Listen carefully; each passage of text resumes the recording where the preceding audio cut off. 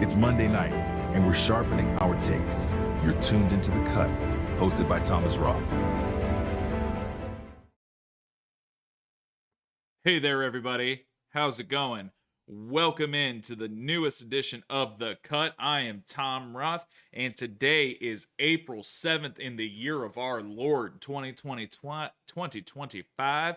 I hope you all are having a great evening. Thank you so much for joining us as we are in the thick of it tonight, ladies and gentlemen. March Madness has come to a head, and it is the Florida Gators versus the Houston Cougars, tipping off at 8:50 tonight. Super excited about that. We're going to get into that this evening. We're going to talk a little bit about the Masters that's coming up this end of the week, Thursday, Friday, Saturday, Sunday for golf. And then we're going to get into our lists, the topic that we started last week. We're going to continue with it this week. I got a couple lists from a couple people. We're going to go through their favorite athletes of all time. We got Gianni, Anthony's son's favorite athletes of all time. We got friend of the show, Tyler Griffith's 5 favorite athletes of all time. We got my 5 favorite athletes of all time. I hope Anthony thought of his 5 favorite athletes of all time. Chat, if you come across tonight and you think about your 5 favorite athletes of all time, drop them in the chat. Would love to go over that with you guys. But again, thank you guys so much for tuning in with us this evening. I'm super excited about the show tonight. College basketball ends for this year tonight. It's a bittersweet ending. It's a sad ending. I love college basketball. I love everything that it brings. I'm really excited for the Masters to start, because when the Masters comes, that means it's my wife's birthday week. So happy birthday to my wife this Sunday. I can't wait to celebrate your birthday with you while we're watching who I hope wins the Masters. I'm not going to tell you guys who that is until we get to the Masters segment. I cannot stress this enough. The show is not possible without help from our sponsors. And I am going to tell you right now, the best sponsor that we have 2 great sponsors, but one of them is on my chest right now. That is Cracked, baby. Go to crackedrepair.com for all of your cell phone and electronic repair needs. You can go on over to crackedrepair.com, get a quote there on a screen replacement. Maybe you need your screen replaced. Maybe you got an iPhone XR and you got that boy all spiderwebbed up from your arguments with your significant other or your dog chewing on it, something like that. Maybe you need something fixed. You can head on over to crackedrepair.com, and Anthony has a really easy template on there, so you can go in and you can get the correct quote that you're going to need, set up everything for you, contact information, everything like that, so Anthony can get in touch with you, verify everything, and then get the ball rolling on getting your device fixed. A great service, crackedrepair.com. Or you can visit Anthony in the Ashtabula Town Square, aka the old Ashtabula Mall. Rest in peace, but the town square is alive and thriving due to Cracked being right there when you walk in. Your main entrance, you go in there, see that old Verizon store, look to the left. There's Cracked. Or as I like to think about it, the old Wendy's. Go west 1 store, young man, and there she is. crackedrepair.com for all your electronic repair needs. Thank you, Anthony and Cracked, for sponsoring the show.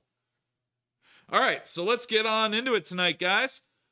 I am going to preview the national title game. We've got about an hour and 15 minutes until tip-off. I wanted to say kickoff, but that is not the case. We are tipping off tonight, and the Florida Gators are facing off against the Houston Cougars tonight in a battle of the 1 seeds. Now, how did we get here? How did we get here, guys? So Florida ended up going through Norfolk State, the 16th seed. They survived the upset bid by the 2-time reigning national championship Connecticut Huskies that were the 8th seed. They blew out the number 4 seed Maryland Terrapins. Then they handled the number 3 seed Texas Tech Red Raiders, and then edged out number 1 Auburn in a battle of the number 1 seeds. On the flip side, Houston had a very similar path. They faced SIUE. It's a very long named college. I'm not going to go through it, but they were the number 16 seed. Gonzaga, the number 8 seed. Purdue, the number 4 seed. So both teams had a very similar ride through the Sweet 16. But then Houston faced the number 2 seed, Tennessee Volunteers, instead of the number 3 seed like Florida did.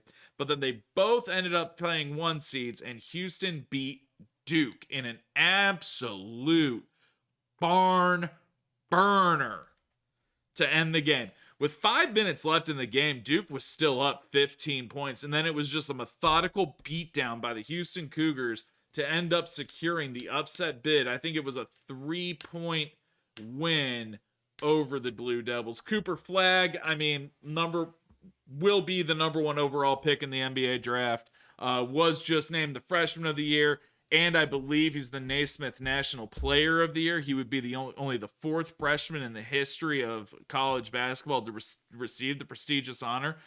Kevin Durant before him, Carmelo Anthony before him, and Anthony, can you look up who the other freshman was that won the Player of the Year? Can you find that out for me? Because correct me if I'm wrong, but Carmelo Anthony won it in 2003 when Syracuse won the title. Kevin Durant won it when he was at Texas. They didn't win the national title, but I know he won it. Cooper Flagg is the 4th, I believe. So who was the other guy? What are you looking for? The freshman to win what? Who are the freshmen to win National Player of the Year?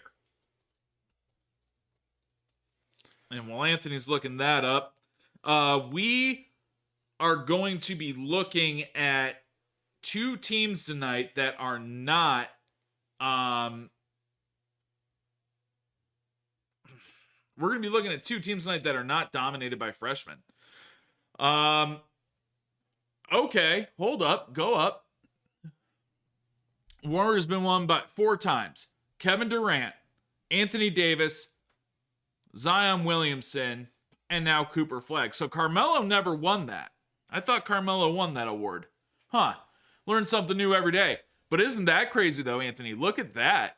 So 2 Duke boys, because Zion, Anthony Davis was a Kentucky cat, and Kevin Durant, Texas boy. So I stand corrected on Melo winning that. I could have swore Melo won that award.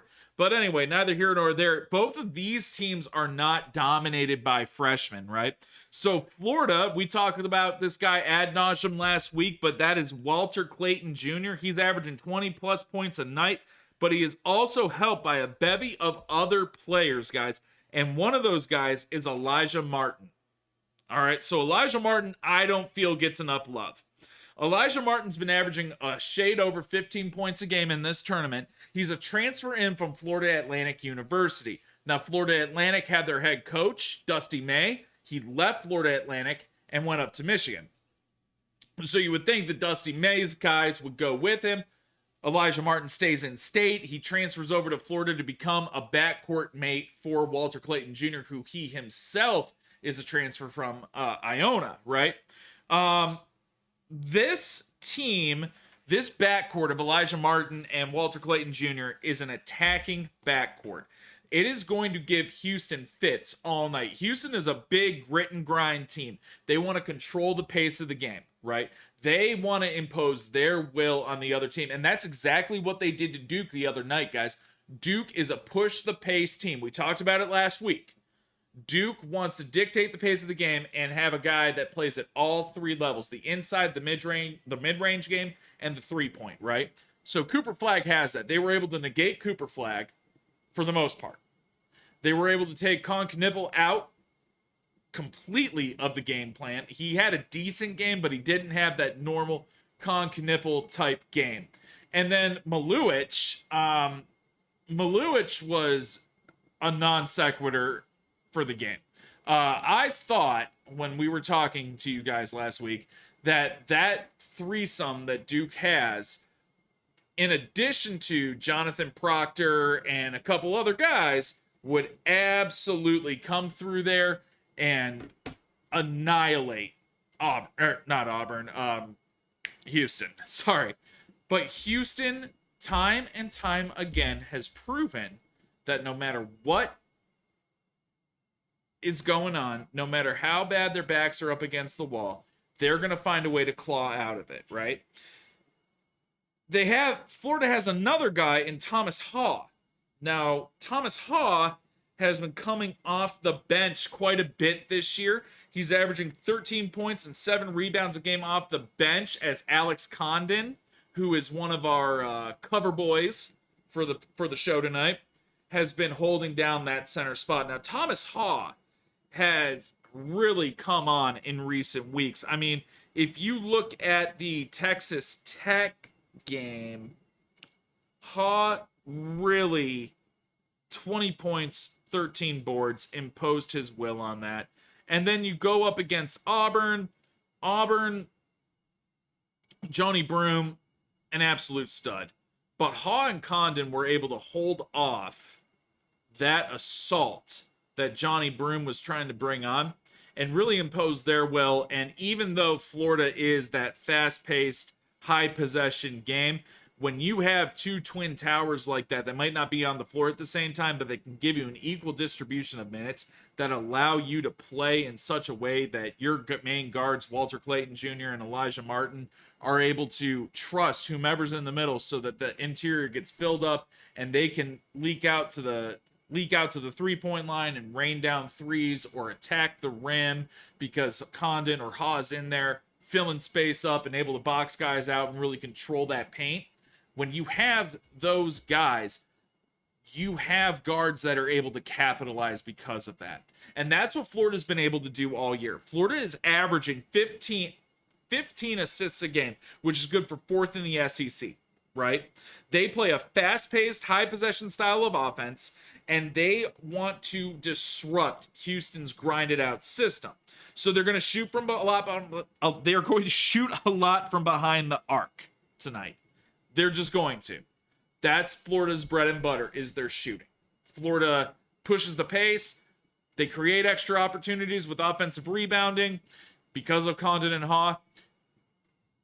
It's a really nice thing to see when you have those guys out there, and especially a guy like Walter Clayton Jr., who is the grizzled veteran, Elijah Martin, who is the incoming transfer that Walter Clayton Jr. knows he can trust and can play with and play through. You're going to have a recipe for success in that regard. I'm really interested to see tonight because Houston, they're a team led by veterans, much like Florida. But there's two guys that are going to play a huge part in the game tonight. We have Milos Uzan, who's our cover boy on the photo tonight. Milos Uzan, a floor general like none other. He is the Swiss Army knife that keeps the Houston Cougars engine running, right? But outside of that, if you take away Emmanuel Sharp, who's a great player, and we talked about him ad nauseum last week, you need to depend on other guys. You've got a guy like Juwan Roberts. And Juwan Roberts is a guy who's going to give you a hair under 10 points a night with 9.8 points a game, right? But he's also going to contribute about 8 rebounds a game. And he's an absolute force on the offensive boards. When you have a guy who's a force on the offensive boards, it really disrupts something like Florida, who really like I've said, pushes that pace of the game. You can't push the pace of a game if you're continually securing offensive rebounds left and right? Because you're not allowing Florida to get out on a fast break and having Houston leak back. That's just not going to happen when you're able to control the offensive boards. And Juwan Roberts is one of the best in the business at commanding offensive rebounds. It's really cool to see, especially because Juwan Roberts, coming into this season, you knew what you were getting from Juwan Roberts. You were getting a tough and gritty style of play, right?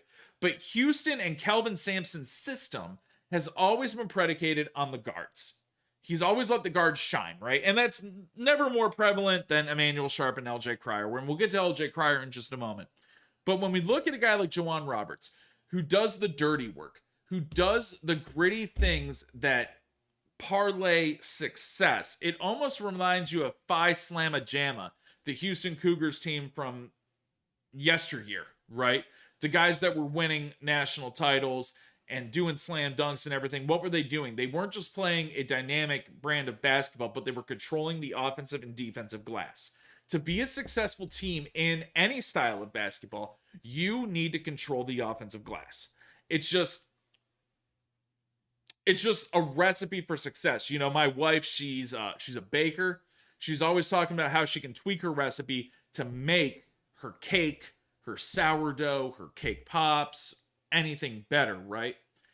The only way you can really tweak a better game plan for the Houston Cougars is getting more big dogs on the interior to clean that glass. And they have that in Jawan Roberts. Jawan Roberts really reminds me of Lamar Stevens, who used to play for the Cleveland Cavaliers. He's a bit undersized. He's a bit thicker, but he does the dirty work. He does the dirty work. Pooh Stevens is what they used to call him on the Cavs. I miss him. He now plays for the Memphis Grizzlies. He's on a 10-day contract. They're probably going to need him because John Morant's a loose gun, if you know what I mean. You like that one, Anthony? But, excuse me. What were you going to say, baby? All right, my bad. I thought you were gearing up to say something, my friend. No, sir. You are. Nope, you're good. All right. So a lot of Houston's production is predicated on second chance points. And when you have Jawan Roberts and others rebounding the ball, who are you going to trust to score outside of Emmanuel Sharp? I'm going to say right now, LJ Cryer, who's averaging an insane stat line of 18.5 points a game, 3 rebounds a game, and 3 assists a game, is going to be your catalyst tonight, in addition to Jawan Roberts. Florida, the fast-paced, Houston, the gritted out, right? Who wins? Who really wins? If we look at the strength of schedule going into the tournament, Florida is the hottest team in the country right now. Florida hadn't lost to end the year. They won the SEC title tournament, and now they've just ran roughshod throughout the tournament. Like I said, Norfolk State survived the upset bid by UConn, blew out Maryland, handled Texas Tech, and edged out Auburn. There is not a tougher way to go than the route that Florida took. Or is there? Because Houston did the same exact thing, except they beat a 2 seed where Florida beat a 3 seed. Now, that's not necessarily Florida's fault. Florida can only play the team that advances, right? And in that bracket, it just happened to be that the 3 seed commanded the upset. Which is, you know, in one hand you have Houston beating the 2 seed, Florida beating the 3 seed, but they both beat 1 seeds. Auburn, one of the top 4 seeds in the tournament, but Duke was the number 1 overall seed in the tournament. So, Houston might have had a tougher road to get here, but Florida arguably has had the toughest road of all. They've had to win every week dating back to the end of February, maybe even mid-February, in order to go on this historic run.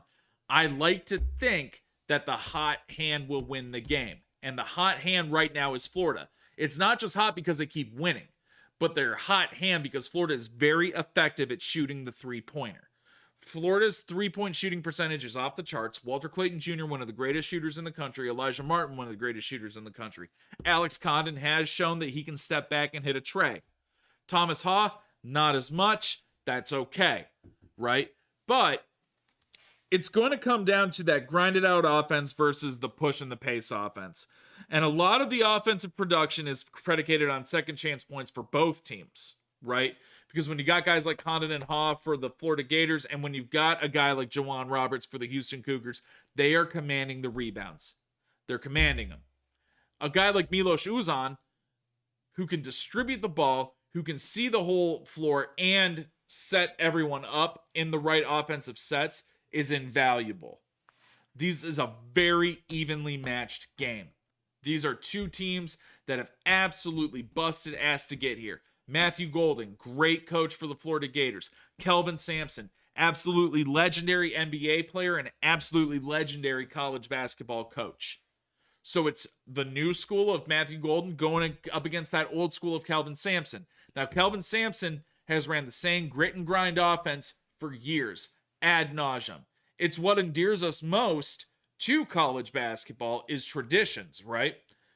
Traditions are kind of out the window now, guys. Traditions don't matter as much, unfortunately, in this era of NIL. No longer do you have kids staying because they love the program and because they love the team and the colors and the coach that they're representing every night. They're going for the love of the money. And that's okay. That's the new era that we're in. I'm not in love with that, but I've grown to accept it. Okay? What we need to do is we need to look at, okay, Matthew Golden, the new school, Kelvin Sampson, the old school. But Kelvin Sampson, even though he's been running this offense for years, he's adapted it in such a way that he doesn't have to groom players over the course of 3 years to really adapt to his system. Because the guys that are transferring to Houston are guys that want to win a title, guys that might be a sophomore or a junior going into their junior or senior years. They're the guys that want to play in that grit and grind system because they know that it produces results. Flashy play, I remember when I was younger, and Anthony, you might remember this, when Mike D'Antoni took over the Phoenix Suns. Now, that Phoenix Suns team was led by Steve Nash. It had Sean Marion on it. It had Amare Stoudemire. It had, who was the other guy on there? Joe Johnson. And it had Joe Johnson on that team. And they called it the 7 seconds or less team. Because Steve Nash would push that ball up the court and a basket would be scored in 7 seconds or less. That was the new school way of thinking. That was a dynamic offense that had not been seen before, right? So things change. Things change, but the more things change, the more they remain the same. Because as that change happens, more teams adapt to that, right? More teams adapt that style. More teams, hey, I really like those offensive sets. I really like the way that they ran the point guard and everything flowed through the point guard. Or, hey, maybe they have a point forward. I never thought of using our guy as a point forward before. We have a guy that can play point forward. Let's let him facilitate that offense, right? So when you have stuff like that, that's when the changes occur. Kelvin Sampson doesn't need to change anything. All he needs to do is continue to develop that grit and grind system that's predicated on grabbing offensive rebounds and slowing down a pace of the game. Because once you slow down Florida's pace of the game and you don't allow them to create space and allow the centers to really box out the interior and fill the paint up to allow Clayton and Elijah Martin to rain down threes, you have a recipe for success. Now, is that going to happen tonight? I don't think so. I think tonight we are going to see the Florida Gators do something that they haven't done since Al Horford and Joakim Noah suited up for the team. I believe that tonight the Florida Gators offensive production is just a little bit too much for the Houston Cougars defense to handle. Tonight we are going to see the Florida Gators be crowned as national champions in the college basketball world. The Florida Gators will dismantle the Houston Cougars to a tune of 87-80 and cut down the nets. One shining moment's going to play on the speaker. The guys are going to cry. They're going to hug. The confetti's going to rain down. Matthew Golden's going to get his award. And it's a well-deserved award because there was a lot of bullshit that surrounded Matthew Golden earlier in the year with accusations of inappropriate behavior. Now, I am someone who will always believe at first the woman, because women have been treated as less than for far too long in our society. They have been used as objects. They've been sexualized every day of their lives, and it's very unfair. It's very unfair what a lot of women have had to go through. And a lot of women tell the truth in these scenarios because they want justice for other women whose voices were silenced. But what happened to Matthew Golden this year, the unfair accusations, the vilification of a man who was trying to do his job and trying to lift up his Florida Gators team, that was being interrupted by these false narratives that were being thrown around. And kudos to Matthew Golden for being able to put these things aside and compartmentalize and realize that he put himself in a situation that may not have been great, but he maintained that he never did anything wrong.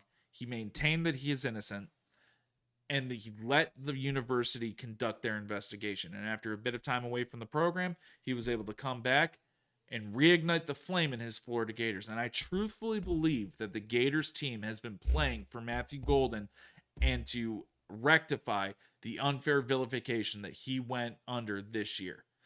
I want to shout out Matthew Golden for staying strong and remaining steadfast in his goal to win a national title amidst all the bullshit that went on around him. So I want to clap for you, Matthew Golden.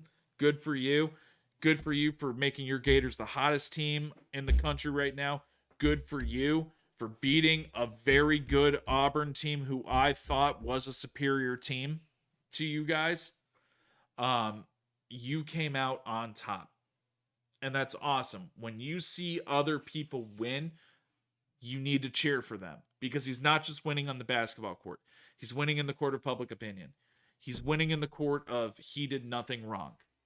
And that's great, because far too often we see people fall victim to being wrongly accused, and something happens where it doesn't matter that it was wrong.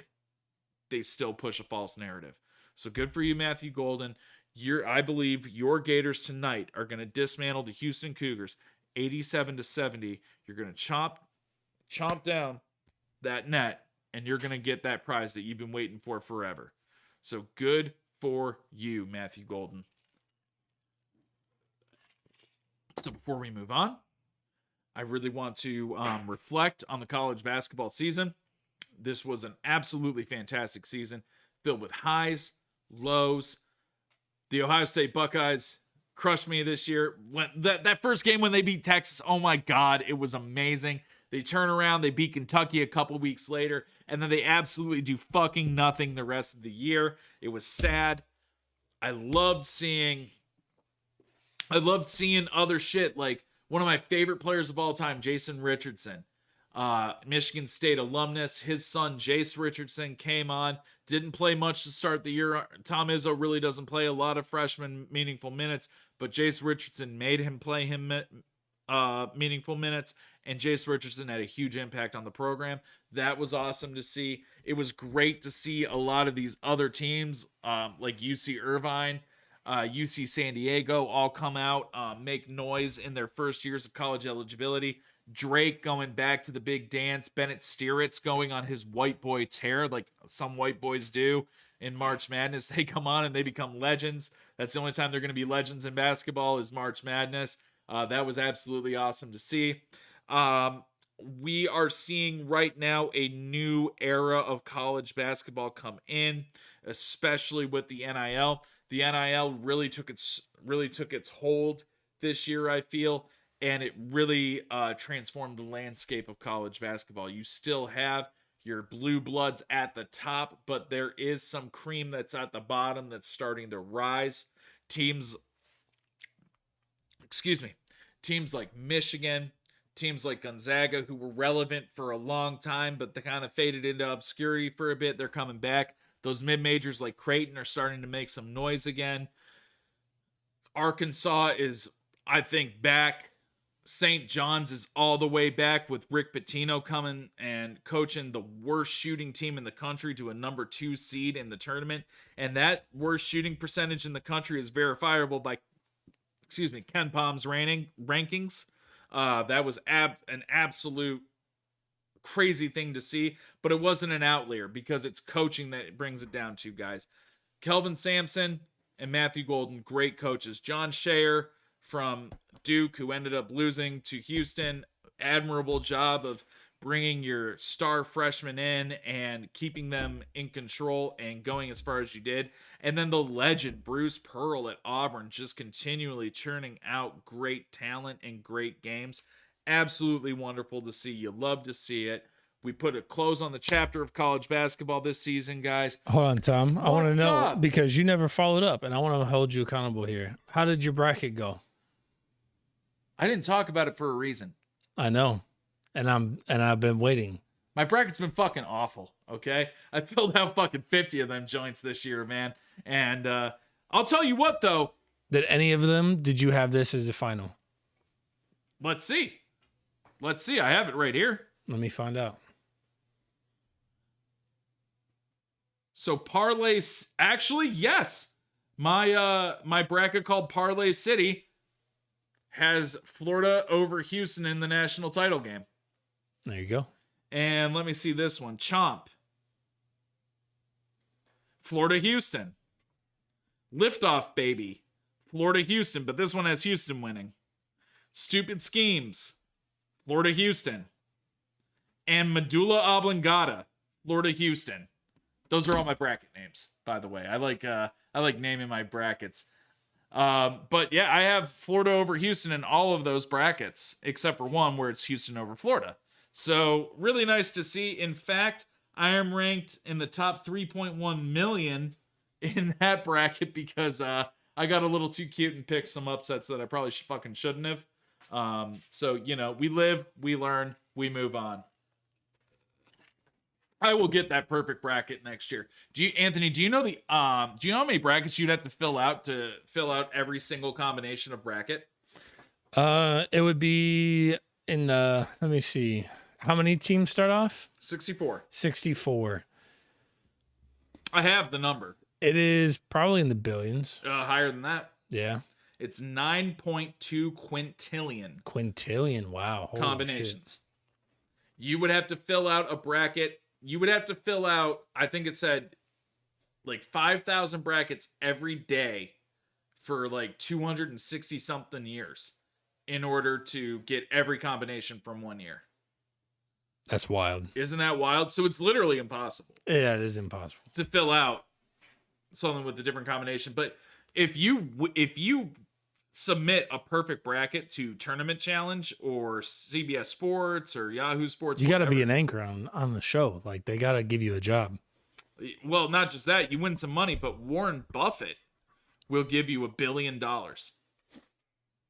That's my aim in life, baby. That's my aim in life. If I could ever fill out a perfect bracket and get $1 billion from Warren Buffett, I'm telling you what, that night, you and me, we're going to Kanye West's house and we're being like, "What's up, dog? I just filled out a perfect bracket. I need to lay down a mixtape."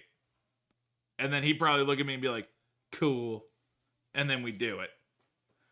I feel like there'd be a lot of hate. He'd ask you if you were Jewish first. He definitely would. He'd look at me because, I'm Who white. Sent you? Who sent you? Yeah, who sent you, dog? Who sent you? Did Bianca send you? Did Kim send you? Did Chris?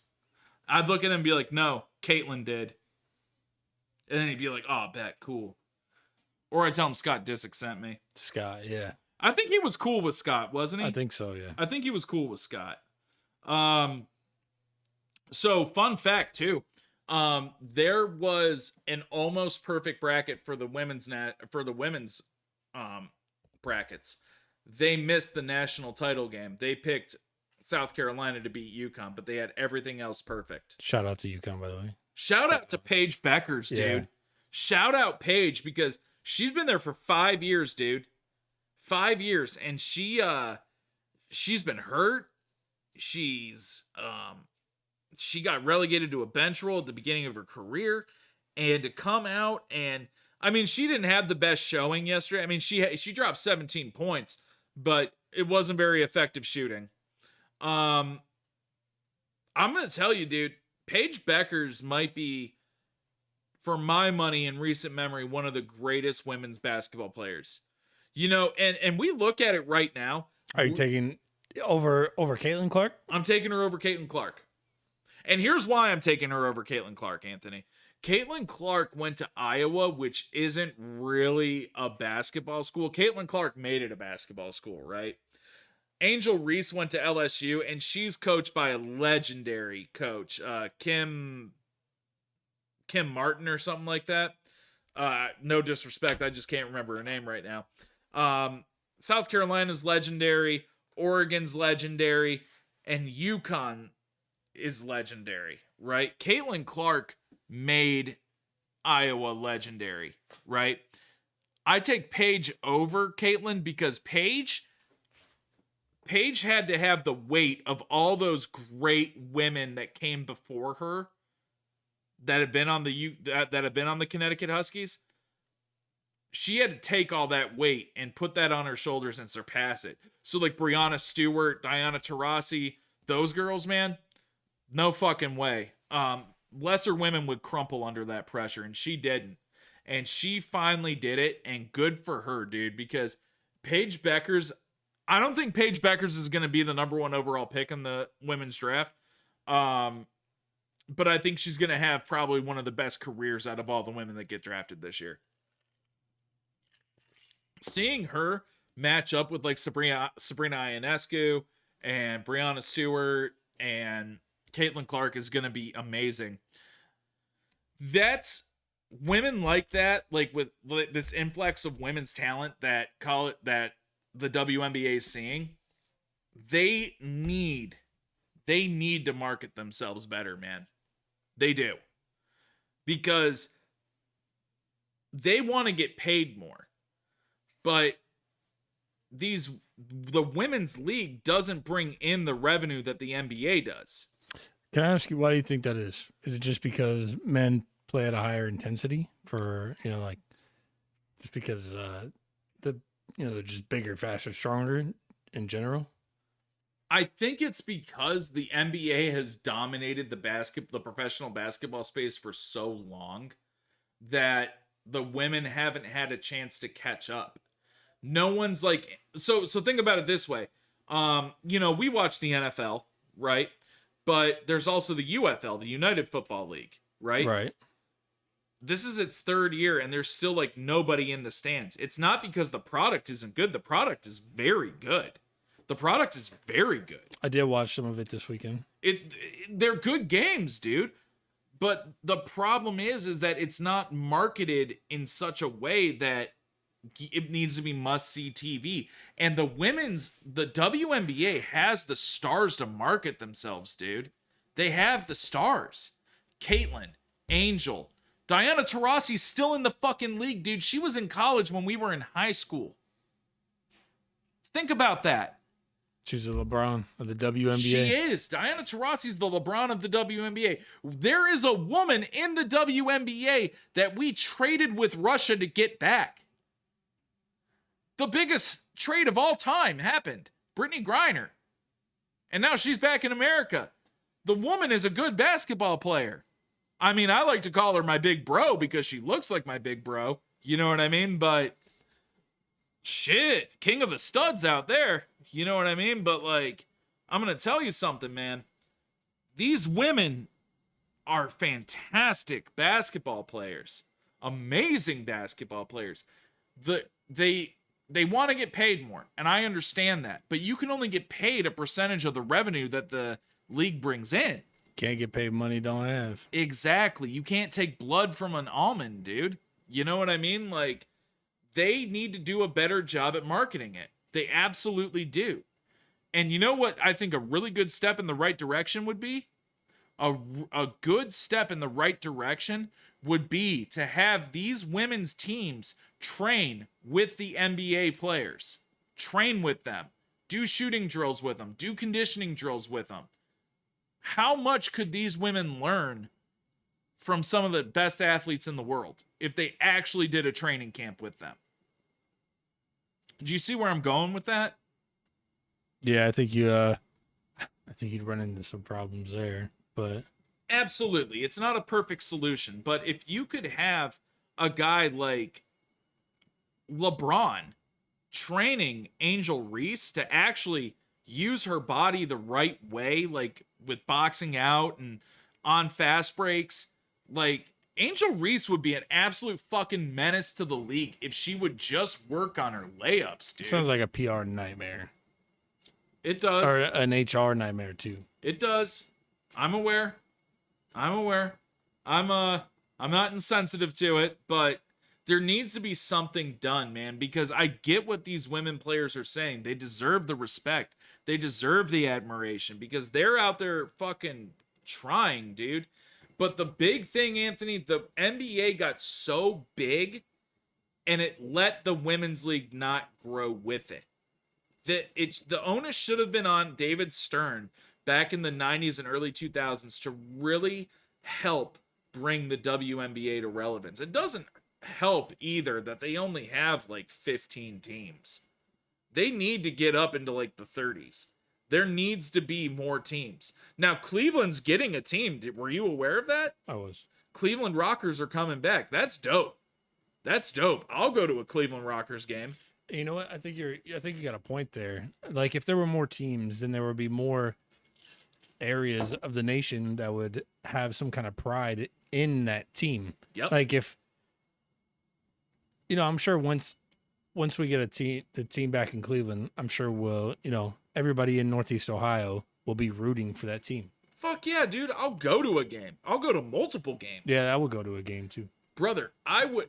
So maybe that's what it is. So maybe they just don't have enough, like, they don't have enough stores, let's put it that way, to have that many customers. It's that, but it's also bigoted and stupid men that want to make fun of women playing basketball. Like, I can't tell you how many TikToks I've seen where, like, Angel Reese misses a couple shots, but she's offensive rebounding, boxing these motherfuckers out, and, like, you know what I'm saying? She's boxing them out, she's hitting the boards hard, she's blocking shots and shit, and you got these dudes on TikTok, like, laughing, like, ha ha ha, this is why the WNBA sucks. No, dude, it's not, because I bet your fat ass isn't out there fucking grabbing every miss that you've ever taken and making an offensive rebound and trying to lay it back in when she's got 3 people fucking humping on her. You know what it is? If people are saying that means they're not really a fan of the sport itself, because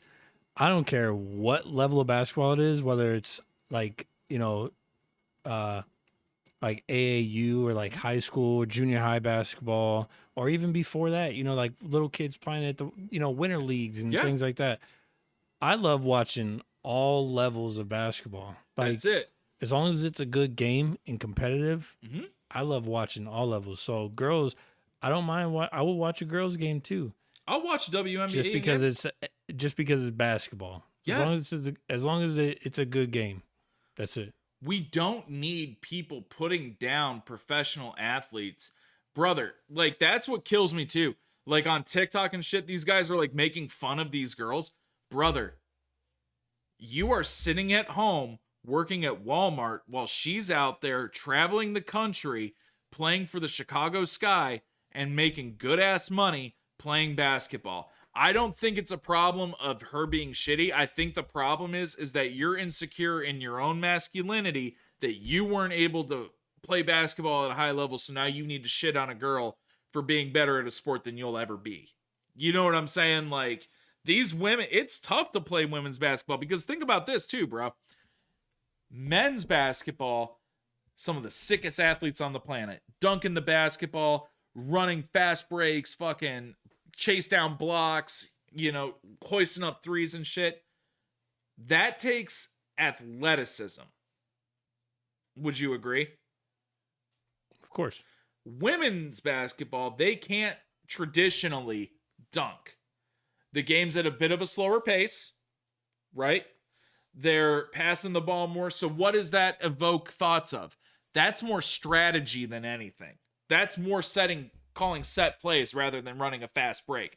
That's more setting your zone than just leaking out, right? You know what I'm saying? Like, women's basketball has such a level of strategy to it that it's almost like here's how I think about it. When you're watching men's basketball, you're watching Lil Baby or like J. Cole or someone rap. You know what I mean? When you're watching the WNBA, you're watching Def Jam slam poetry. Do you get the analogy I'm making? Yeah, that's a good analogy. You're watching, because rapping takes talent, but it's like, once you've done it, you know what you're doing, right?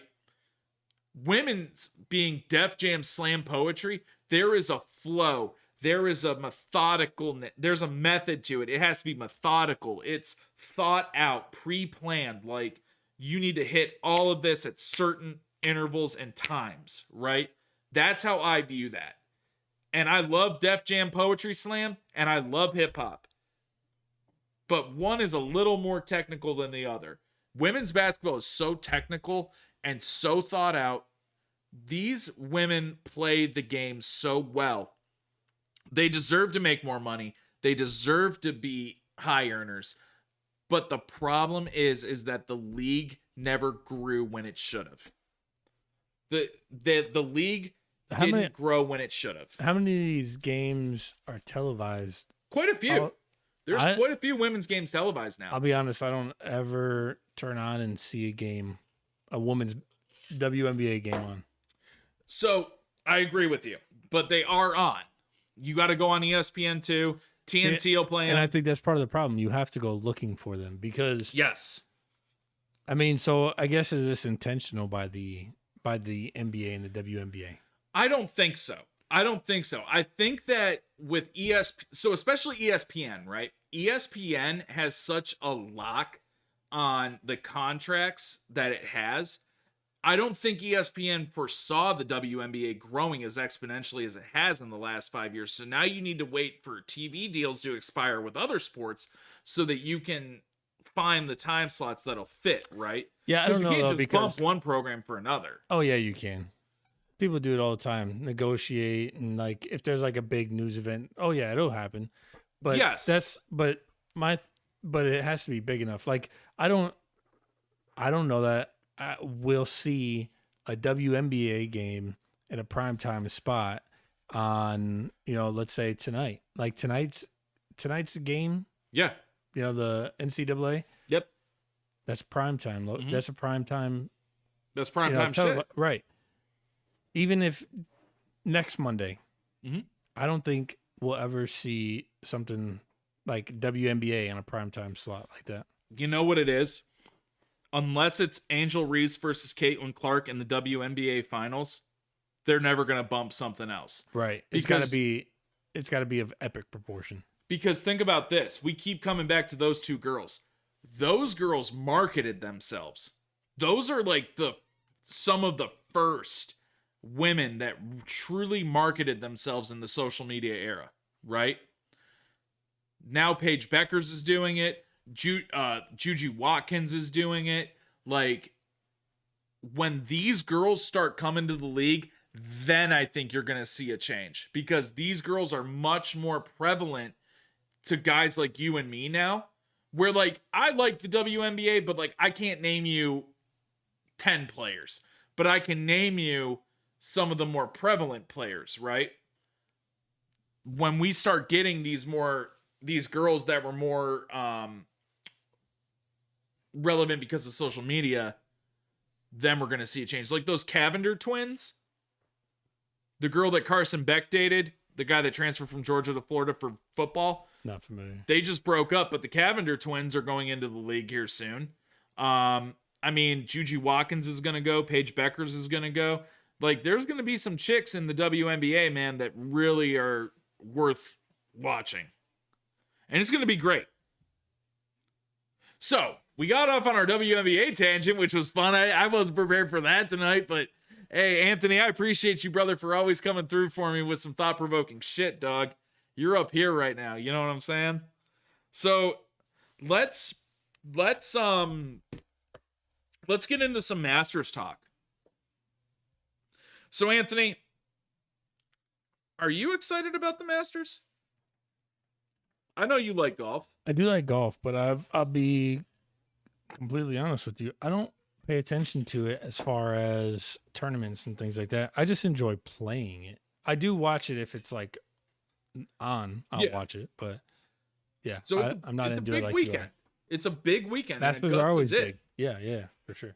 So when you think of the Masters, it's really not just another golf tournament. It's the tournament. And this year, it feels like there's extra buzz around it, and it's hard to ignore it. So first off, we've got the intriguing mix of young stars and seasoned vets battling it out at Augusta this year. The talent pool is absolutely stacked. Jon Rahm, Scotty Scheffler. So Scotty Scheffler, right? Scotty Scheffler, defending his title this year, won it last year. He's got the Masters dinner coming up, which is an absolute feast. If you check 2 weeks ago, we actually talked about his Masters dinner and what our Masters dinners would be. So there's these young stars, but we can't count out the old guard, guys. We can't count out the old guard. Guys like Phil Mickelson. Maybe not Phil, but guys like Phil, right? The contrast between the fresh faces and the legends is always super fascinating to watch. And this year's field has that special edge. So you can almost kind of say now that guys like Scotty and John Rahm, who we also have up on there, John Rahm is also kind of the old guard. And guys like Neil Shipley from Ohio State, Neil Shipley, who was the top amateur last year, guys like him are kind of coming on with golf, right? So this new faces versus the old guard, this is really fun to see, right? So John Rahm is entering with a bit of a chip on his shoulder because John Rahm defected to LIV. So the LIV Tour. So we all know there's PGA and then there's the Saudi-owned LIV Tour. John Rahm stayed with the PGA forever, and then a little while ago he said, fuck this, I'm going to get the money. I ain't gonna fault him, man. John Rahm wanted to get the bag, and John Rahm got the bag, and John Rahm's been doing well. The Masters is a unique bridge between these two rival tours, guys, because this year it kind of feels like almost a major turning point. So you have more LIV players back in the fold at Augusta. It's not just about the game, it's about the future of golf. This weekend plays a big part in the future of golf. This tournament has a huge implication for the direction of golf as a whole, not just for the PGA and for LIV, but for golf as a whole. If the LIV players perform well, it could change how we think about this split in professional golf and maybe influence how both of these tours operate going forward. So if we have a LIV guy win this year, we can argue that no matter what league you play in, there should not be a separation between tournaments at all. You should be able to go play on PGA, or you should be able to go play on the LIV Tour. You should be able to play whatever events you want. They should combine together and allow the two entities to operate independently, but also operate within the confines of the majors and the great tournaments. Kind of like a West Coast, like the Western Conference in the NBA and the Eastern Conference in the NBA, right? They're just conferences that operate under one governing body. That's how it should be. The PGA standings and the LIV standings, and there's one operating body. That's how it should be. Because these guys that golf on the LIV Tour, Brooks Koepka, John Rahm, Phil Mickelson, ad nauseum, there's a ton fucking more, but I'm too fired up to fucking remember their names. It's structured in such a way, guys, that Bryson DeChambeau, one of the hardest hitters in the world, if he comes out and he wins the Masters this weekend, it's a LIV guy winning the crown jewel of the PGA Tour, right? What does that look like for the PGA going forward? And I think you need to really look at it. You need to look and say, okay, someone from LIV won the most prestigious award in golf. The division shouldn't necessarily preclude these guys from coming over and playing PGA events, and it shouldn't preclude PGA guys from going and playing LIV events. The segregation of the two needs to end. It needs to be conducive for these golfers to be able to come and go and give us quality golf. Because, Anthony, I'm gonna ask you a question. What are the two most boring sports for you to watch on television? I'm gonna get a lot of heat for this. Okay. Soccer and hockey. That is not where I thought you were gonna go. Yeah.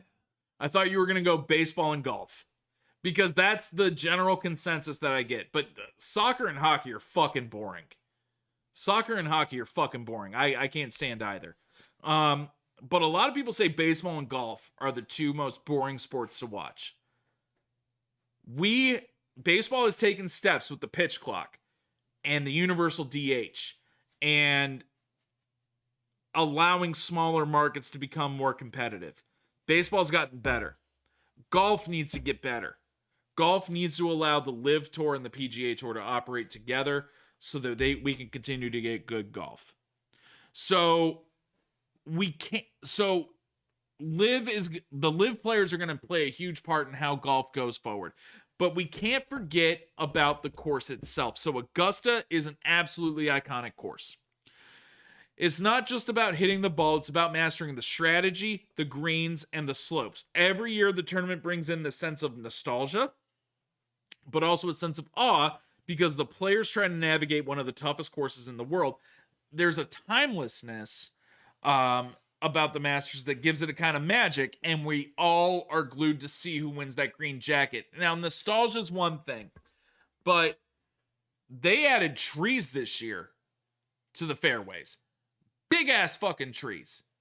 So people aren't fucking comfortable anymore. They've transformed some greens. They've taken some bunkers out. They have dynamically shifted some of the things that are happening on Augusta's course. Now, this is all stuff that I've read. I haven't been to Augusta to actually see if this is all in place, but I do know for 100% fact they have added some trees to some fairways to make it a bit tougher and the fairways a bit narrower, right? So you're taking an already tough course and you're making it even tougher for a guy to put on his green jacket. There's all these storylines that are being written. That's one storyline. Another storyline. Can Scotty win 3 times? Can he win the Masters for a 3rd time? Can Rory finally finish the career Grand Slam and put on the green jacket? Will a LIV guy win the event? Could this be the year a young star takes the crown and cements their place in history? Could someone like Neil Shipley come on and defy every odd and win the Masters? Maybe someone we're not expecting at all, like Victor Hovland. Victor Hovland, could he win the Masters this year? That is the beauty of the Masters, guys. You do not know what can happen. It's not just important because it's a golf tournament. It's got drama, history, and a lot of exciting potential. It's a moment in time for the sport. It's a moment in time for people who revere the game of golf. I love golf. Golf is the best sport in the world. Golf is something I did. My best friend got me golfing when I was heartbroken. And it changed my life. It made everything better. Because my buddy took me out when I was heartbroken, out with him to go golfing. I was hooked. And I've never really gotten better. Anthony can attest to that. I hit it a bit straighter now. But I got my wife golfing. I bought her a set of clubs for Christmas one year, and she opened it up and she said, "What am I going to do with these?" And she went golfing and she hit a par, a real par, her first time ever golfing at Hemlock. I think you were there, Anthony. I think you were there. We were at Hemlock and it was hole 10 and she tapped it in for a par. I think I vaguely remember that. Because she said, "I thought you guys said this game was hard, pussy." And then she walked away. Definitely sounds like something she would say. It is. I love that woman. Golf is the best game in the world. And this is the Super Bowl of golf. And you always need a winner. So who is going to be the winner? I'm going to count down. And the guy that we're going to put on our screen when I hit number 1, not yet. When I hit number 1 is who I think is going to win the Masters this year. Bryson DeChambeau is going to round out the top 5 at number 5. Ludwig Aberg finishes at number 4. Scotty finishes top 3, but he finishes in 3rd place. I think Scotty Scheffler is due for a couple blow-up holes. I think that he starts a little slow on Thursday, and on moving day, he doesn't move as much as he wants to. Unfortunately... Wait. What number are you on? I'm on number 2 now. Okay. Hold on. I want to know who who they think is going to be number one. Put it up. Put it up. Type that out while I tell you who I think falls a stroke short. There's going to be a man who falls a stroke short, and it breaks my heart to say this. Rory McIlroy is going to fall a stroke short at the Masters this year and finish at number 2. Unfortunately, I think Rory's swing is the best it's been in years. I think that Rory has all the confidence in the world, but I think that there's a young man who is overdue for a win, who is my favorite golfer in the world, and who I think is going to break through and win a green jacket this year. And that man is Xander Schauffele. Xander Schauffele, he was hurt for a while. He's getting back into form. Xander, they call him the X-Man. X-Men are one of my favorite superheroes. And I think that Xander Schauffele is one of the best golfers I've ever seen. I think that this weekend he gets it done and breaks through. I think that there's always been a mental barrier to Xander's game, and I don't think Xander cares anymore. I think that Xander just wants to win, and he's gonna pull the Al Davis and just win, baby. Xander Schauffele's game plays very well at the Masters at Augusta because Xander is so proficient at his wedge and short game. Xander from 120 in is almost automatic. And John Daly once said, he tells everybody when they are learning how to golf, practice your putting and your chipping and then worry about everything else. Xander has one of the best short games I've ever seen. And I think playing at Augusta, you need that short game. And I think his short game is above everybody else's. Xander Schauffele will be your 2025 Masters champion. And it's going to be awesome to see. So before we move on to the final portion of our show, guys, go ahead and like, share, and comment on the video. Go ahead and subscribe to our channel so we can continue to bring you great content every single week. I'm very excited, very, very, very excited for this final portion of the show. Last week, we talked about our favorite sports movies of all time. Well, today, we're going to talk about our 5 favorite athletes of all time. And Anthony, as I understand it, Gianni had his 5 favorite athletes of all time. Rock with me on them. Yeah, he did. Let's see. So he tells me, Okay. he says this is in order. Okay. In order. So are we starting at number 1? Starting at number 1. Okay. Well, here, we'll go backwards. Okay, go backwards. All right. So we'll start off with so number 5 would be D Rose. Oh, solid pick. Solid pick. 4, Okay. SGA. Shea. Okay. Yes. The new school Allen Iverson. School, yes. New school Allen Iverson. Number 3, Okay. Noah Lyles. G is in his bag. Noah Lyles.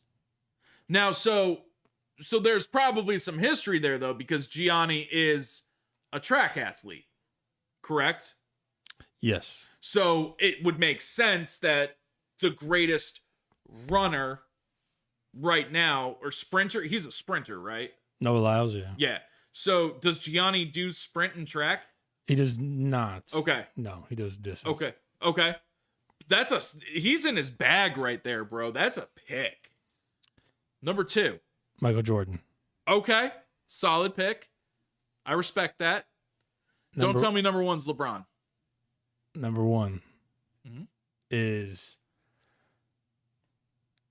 Kobe. Kobe. Kobe Bryant. Kobe. Yep. Hey, that's a list, bro. Props to G, man. He's in his bag on that list. That was dope. So Gianni is definitely, his favorite athletes are predominantly basketball players. Yeah. I mean, Okay. that's his sport. Well, yeah, 'cause that makes sense because he loves he loves playing basketball. So Same. Yeah. Yeah. Did you make a list? I have a list. Listen for me, baby. And then not in any particular Okay. order. Okay. But I would have to say, just growing up, obviously Michael Jordan, right? Everybody wanted to be like Mike. Everybody. Everybody. Everybody. And then I would say Iverson. Iverson was wave. You know what I'm saying? Like, he not only was he a great ball player, he inspired so much change in like just the culture of the NBA in general. Kobe as well. Okay. Kobe. Shaq. Oh, Shaq was a force, dude. the big Aristotle. Shaq was a force. Yeah, he was a force. And then LeBron. LeBron, okay. I mean, you can't deny greatness. I can't deny greatness. LeBron is a very good. LeBron is a top 5 player of all time. Yeah, Absolutely. He's the best scorer to ever. Statistically, he is the best scorer of all time. He has been around forever. He's won 4 titles, I believe. I mean, yeah, because he won 2 with Miami. He won 1 in Cleveland and 1 in LA. So, he's been to the finals 10 times. I mean, he's got a 4-6 record. But basketball's a team sport at the end of the day. I agree, and that's why whenever people bring up rings, Yeah. And with the MJ LeBron argument, Yeah. you can't bring up rings because rings takes a whole team. Whenever No. you look at an individual stats on an individual basis, Yes. I mean LeBron, I'm pretty sure he excels in every single stat that there is. He like holds the record and everything. He does. Now, would you agree that applies to all sports? And what do you mean? Rings, not necessitating how like the greatest player of all time. I would say team sports. Yeah. Yeah. Yeah. So like for me, I think the greatest quarterback to ever play football is Aaron Rodgers. Aaron Rodgers has 1 title to Tom Brady's 6. I don't think the titles matter. I think Aaron Rodgers' body of work with how he did so much with so little compared to Tom Brady having guys like Tom Brady couldn't even win when he had fucking Randy Moss, dude. Do you remember when Tom Brady had Randy Moss? Yeah, absolutely. They couldn't beat Eli Manning. And people have the audacity to say that Eli Manning isn't a first ballot Hall of Famer. He beat Tom Brady twice in the biggest game ever. He beat the undefeated Patriots. Eli Manning was absolutely a first ballot Hall of Famer. And they robbed him. That's a story for another day. All right, before we get into mine, I had a coworker of mine, Tyler Griffith, friend of the show, gave me his top 5 athletes of all time. You ready for these ones, Anthony? Ready. Ray Rice, Aaron Hernandez. You see where this is going. Yeah. Michael Vick, Deshaun Watson, and Justin Tucker. That's Tyler's 5 favorite athletes of As all soon as I time. heard Ray Rice, Praise God. He's a Ravens fan. He's got 2 Ravens on there. All right, I'm gonna go down from 5. Now remember, last week I told you can do just because you pick someone doesn't necessarily mean you think they were the best all around. You could do a college versus his pro counterpart, right? So my number 5 is college Johnny Manziel. When Johnny Manziel was at Texas A&M, he is my 5th favorite athlete of all time. There were things that cat did that no one will ever replicate on a football field. When he was at Texas A&M and as a freshman beat Alabama, that was unreal. That was like the greatest thing I had ever seen at that time in my life. Johnny Manziel in college was absolutely electric. Number 4, I went outside the big 3 sports on this one. Conor McGregor. Conor McGregor is my 4th favorite athlete of all time. It's the swagger. It's the you'll do fucking nothing. It's the acting. It's the beatdown he put on people. But also, one of my favorite things about Conor McGregor is he's lost. Conor isn't unbeatable. And I think that just brings him back every time to be better. Now, we haven't seen him fight in years. I think a fight's on the horizon. I hope a fight's on the horizon. But that run that we had of Conor McGregor from like 2015 until like 2020 is unreal. I mean, everybody knows who Conor McGregor is. Everybody knows who Conor is. He's one of the greatest fighters of all time. Number 3, Manny Ramirez, my favorite Cleveland baseball player of all time. Number 24, Manny in the outfield, goes to the Red Sox, goes to the Dodgers. I followed Manny everywhere. I started chewing because of Manny Ramirez. Like, I always saw him have a huge ass dip in his mouth. I thought that was badass. And so thanks for getting me hooked on Grizzly, Manny. I appreciate you. But Manny was like a power hitter. You remember Manny back when he was in Cleveland? Absolutely. I used to have it was just like a Manny Ramirez t-shirt, but like this is probably grade school, obviously. Dude, that lineup of like Manny, Jim Thome, Kenny Lofton, Carlos Baerga, 90s, Eddie Murray, mid-90s Indians. that one of the greatest teams of all time. That Indians team, Agreed. one of the greatest teams of all time.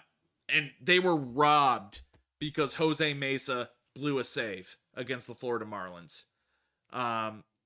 I still wish ill on Jose Mesa to this day. Dude, actually, every single time the Guardians are on TV and it's a save situation, Julius will text me and be like, pray to God this isn't a Jose Mesa situation, bud. Like, every time. It probably happens like 83 times a year. He'll text me that. It never gets old either. Because you know he's stoned out of his mind, thinking that Jose Mesa's actually on the plate.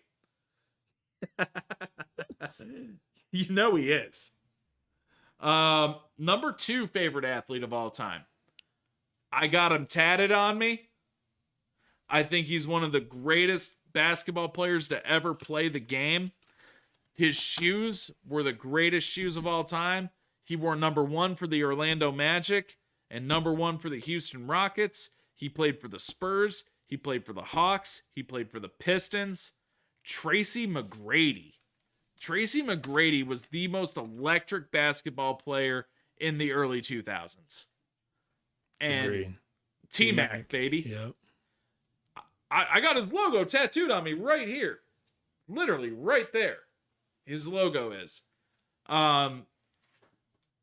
T-Mac, when he lobbed the ball off the backboard and caught it and windmill jammed it in, I remember that day in my head. I remember that game. I remember 2004 Christmas Day, LeBron versus T-Mac in Cleveland, when T-Mac dropped like 40 points and didn't give a shit about the young kid LeBron. He absolutely embarrassed him. I remember T-Mac hitting free throws in a meaningless game, but still busting ass because he had a dog shit team around him. Grant Hill was always hurt, and they were supposed to sign Tim Duncan, but Doc Rivers, the coach at the time, wouldn't let Tim Duncan's wife and kids ride on the plane with him. So Tim Duncan said, fuck you, I'm going back to San Antonio. Could you imagine a big three of T-Mac, Grant Hill, and Tim Duncan back then? Yeah. That would have... a force. That would have been nasty. Oh my God. That would have been... T-Mac, though, he would have been number 1. Do you think you know who my favorite athlete of all time is? You know me pretty well.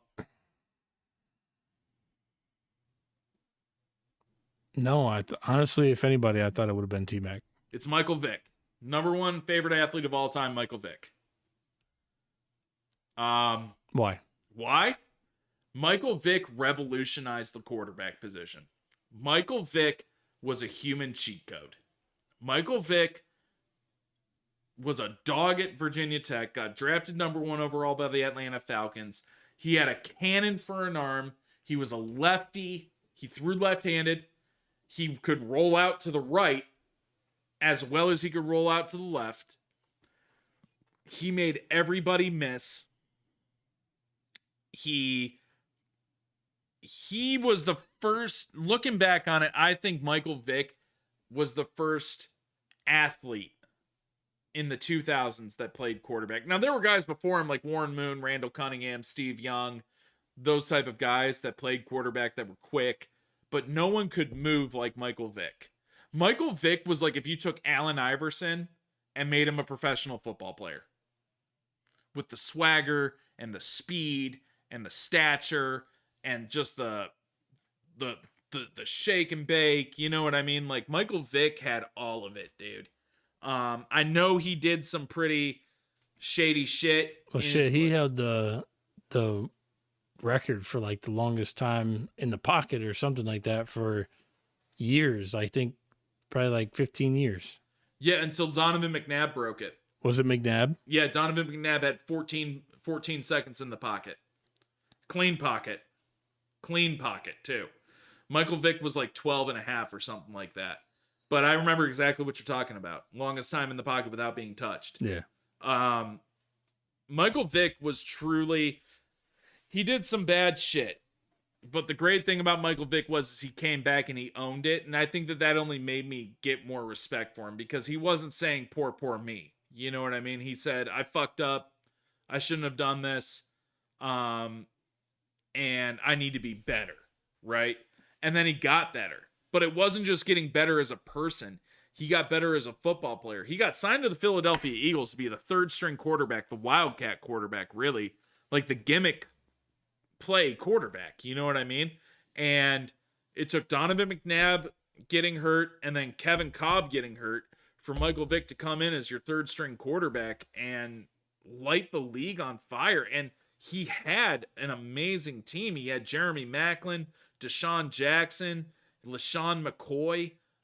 He had Brian Westbrook for a minute. Like, there was just... He had all these riches on offense, and he knew exactly what to do with them. Deshaun Jackson's one of my favorite receivers to ever play football, first of all. Second of all, when Deshaun Jackson would catch passes from Michael Vick, that was like when... Remember when OBJ did the behind-the-back catch? You know, that's over-the-head catch? Deshaun Jackson was doing that regularly, like one-handed catches with Michael Vick. He was doing that regularly. Michael Vick made everyone around him better. He ended his career with the Jets and Steelers. It was really tough for me to see him in a Steelers jersey. Like, I mean, it broke my heart, dude. It broke my fucking heart. But you know what? You know what's awesome, though? Michael Vick is now a head coach. Norfolk State. He is their head coach, dude. I want to go get a Michael Vick Norfolk State jersey. They're selling them. I want it. I don't think I'd look right in it because, like, it's not the right color for me. It's like green and like this like really light green. I think it's really going to make me kind of look puffy. But I don't give a shit. I'll mount that on my wall all day, dude. Michael Vick, favorite athlete of all time. Favorite. Word. Absolutely. So, just a bit of housekeeping stuff for you guys tonight. Before we get on out of here. This weekend, we will see the Masters finish on Sunday. Normally, we have shows on Monday. I do have a doctor's appointment. I will not be able to be with you guys next Monday, but we will be. Anthony, how's next Wednesday look for you? Too early to tell, bro. Tentatively, we will be with you next Wednesday. It's unfortunate, but doctor's appointments and health take a bit of precedence over this stuff sometimes. Would you agree? Always. Always. So we love you guys. We thank you for always supporting us and being with us on this journey. I'm really appreciative to Anthony for always coming through and producing this show and being great and sponsoring this show. I'm thankful for every other sponsor that we have. Kippy's Cakes, go ahead and check them out on Facebook as well. We covered a lot tonight. I'm really happy that we were able to do this. The NCAA March Madness game is tipping off as we speak. It is 8:50. I'm going to go home and watch that game. I hope that my prediction's right. Go Florida. UF, baby, 87-80 over the Cougars. That is my prediction for the evening. I hope you guys all have a great week. I hope that everything that you are wanting comes true for you. I hope everything you're working towards comes to fruition. Go ahead and take care of yourself and make sure you love yourself and we will see you next week. You guys have